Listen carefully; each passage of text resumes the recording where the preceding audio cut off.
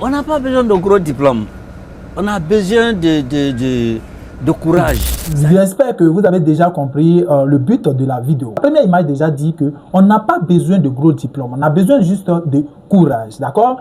Ce monsieur s'appelle monsieur Mohamed Soumaoro. Un monsieur chez qui je connais parce que c'est l'oncle de mon ami. Le monsieur est actuellement très friqué. Nous allons écouter son histoire. J'ai décidé de faire cette vidéo parce que je me rends compte qu'il y a assez de personnes ici même en Côte d'Ivoire ou en Afrique qui, juste parce qu'ils n'ont pas pu faire les études, dans la tête ils sont limités. Ils se disent qu'ils n'ont plus cette possibilité ou cette chance que ceux qui sont allés à l'école ont. Certes, aller à l'école est une chance, mais si tu n'as pas pu avoir cette chance d'être scolarisé, il y a un moyen pour toi.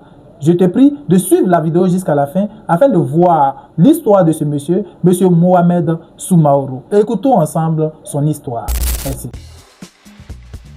Ils n'ont pas de parcours académique, ni de diplôme en poche, mais réalisent des millions de chiffres d'affaires par an. En Côte d'Ivoire, ils sont nombreux, ces hommes et ces femmes autodidactes qui, partis de rien, sont devenus millionnaires grâce à leur persévérance, leur créativité et leur sens des affaires. Découvrez leur parcours atypique, leurs stratégies, leurs défis et les secrets de leur réussite. L'homme qui fait son entrée dans cette gare est un ancien pousseur de Wotro, comme on le dit dans le jargon ivoirien. Ça va?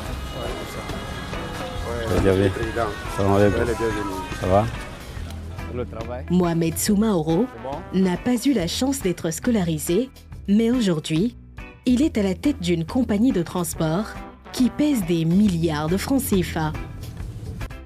C'est notre quatrième gare de transport.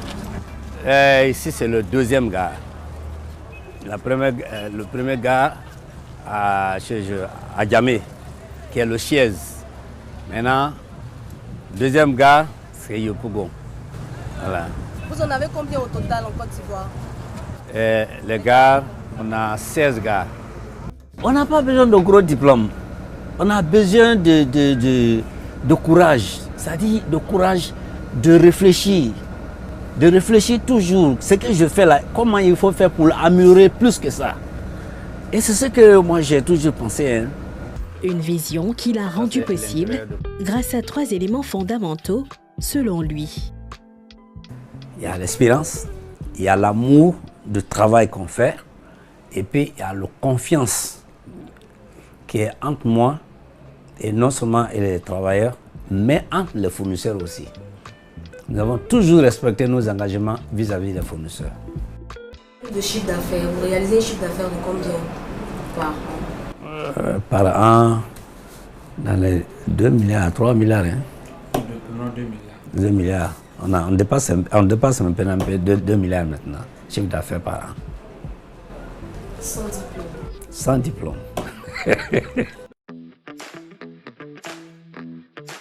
Derrière sa réussite et la vie confortable qu'il mène aujourd'hui, se cache un long parcours semé d'embûches. Dans sa luxueuse villa, il nous dévoile le combat de sa vie. Pourquoi vous n'êtes pas allé à l'école normalement comme les autres enfants? Non, mon papa avait souhaité à ce que je fasse l'école coranique. Maintenant, on revient à midi. Et puis le soir, quand on descend aussi, on prend Wotro. Et puis on fait transport des bagages des femmes commerçantes qui quittent dans les marchés hebdomadaires. Donc avec ça, moi personnellement, j'ai cotisé avec ça un peu. J'ai mis une petite caisse qu'on appelle caisse condamnée. Donc, si tu gagnes 5 francs, tu mets dedans, 10 francs, tu mets dedans. C'est-à-dire que tu n'ouvres pas jusqu'à un bon moment. Un bon moment, j'ai ouvert le coffre là, j'ai eu un peu d'argent, j'ai commandé moi-même mon Wotro. Donc, je ne louais plus Wotro, j'ai commandé mon Wotro et puis moi-même, je faisais transporter les gens avec ça. Pour lui, l'école est certes une chance, mais pas un frein à la réalisation de ses rêves. On n'a pas besoin de forcément d'être à l'école. On a commencé un peu. Mais on n'a jamais trompé quelqu'un. On n'a jamais été découragé. On n'a jamais gaspillé aussi. Parce qu'il y a tout ça là. Tu peux gagner et puis gaspiller. Mais tout ce qu'on gagnait, on a toujours réservé au fur et à mesure. Et jusqu'à un moment, on a ouvert des comptes pour nous-mêmes. Tout ce qu'on gagne, on met à la banque. Tout ce qu'on gagne, on met à la banque. Jusqu'à on est devenu société.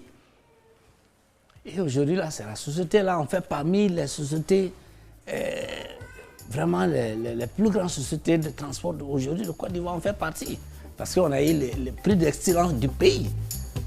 Après des années de souffrance et de dur labeur, aujourd'hui, l'homme d'affaires ne lésine pas sur les moyens pour vivre confortablement. Je suis fier de moi.